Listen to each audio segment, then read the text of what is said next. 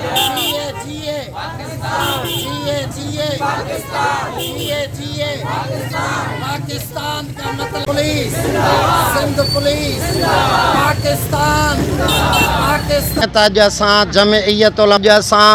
जमइयत उलमा पाकिस्तान ऐं जमायत अहले सुन्नत बरेलवी मसलक तरफ़ां वतन अज़ीज़ जो ही 75हों जश्न आज़ादी जो ॾिहाड़ो मल्हाइण लाइ असां पुरजोश थी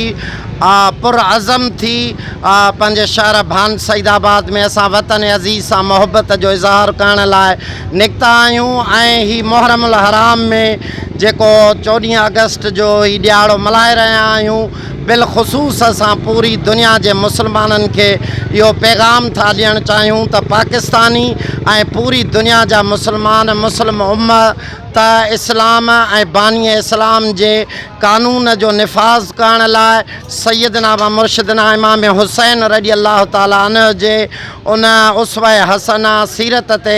अमल कंदे पूरी दुनिया में इस्लाम जो बोलबाला कयो वञे ऐं पंहिंजे किरदार सां पंहिंजे कोल फ़ेल सां उम्मत वाहिदिया उम्मत मुस्लिमा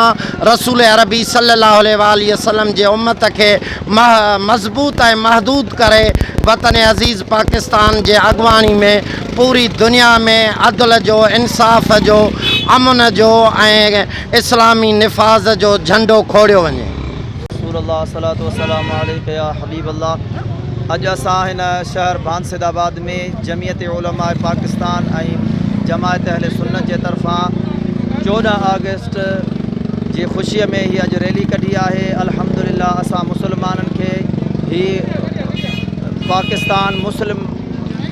पाकिस्तान असांखे आज़ाद थी मिलियो ऐं असांखे तमामु घणी ख़ुशी आहे। अॼु असां हिन ख़ुशीअ में रैली कढी आहे।